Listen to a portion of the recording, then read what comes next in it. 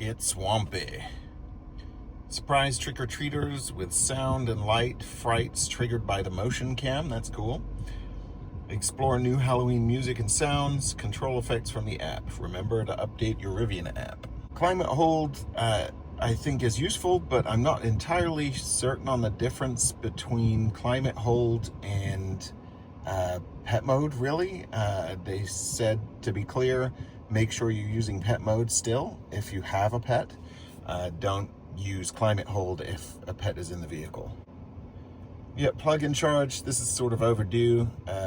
Not a big deal or like a leap forward, but just sort of a nice basic thing that should have been here for a long time. Iona, I don't even know where the nearest Iona is to me. I think they're pretty new to the US, but that's great. They're supposed to have good chargers, so when I do take this on road trips again, that'll be helpful, I'm sure. Another nice touch is these icons are now bigger and go away faster. They're a little more dialed in. Really neat to see that. So a bunch of tiny little improvements that add up. They also snuck this down here. That's new.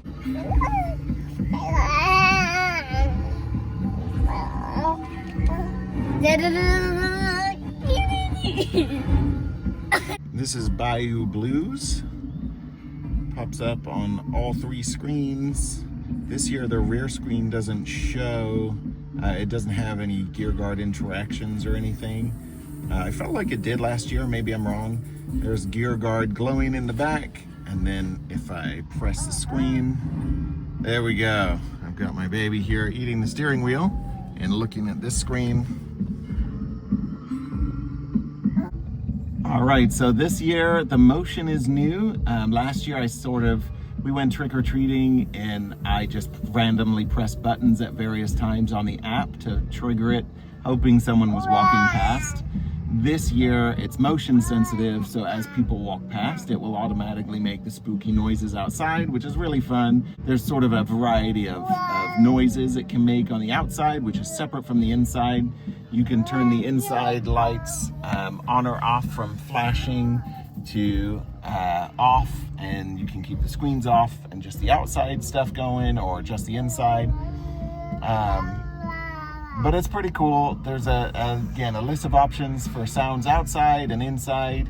The lights kind of light up along the front, and unfortunately Back to the Future is gone. My son was disappointed about that, and Knight Rider is also gone. I wasn't expecting them to return, but it kind of would have been fun to have like the old options as well, I guess.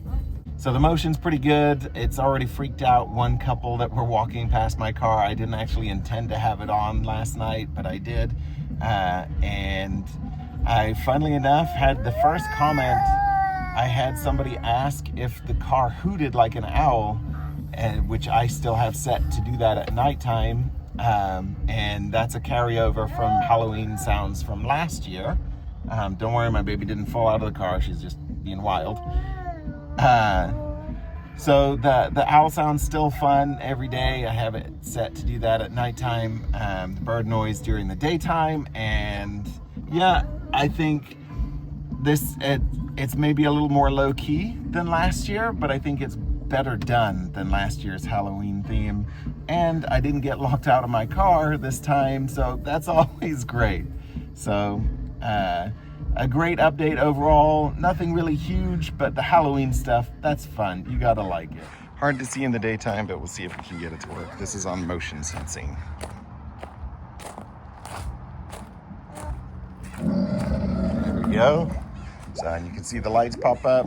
Each theme has different lights, but they're all pretty cool, and the noises are awesome too.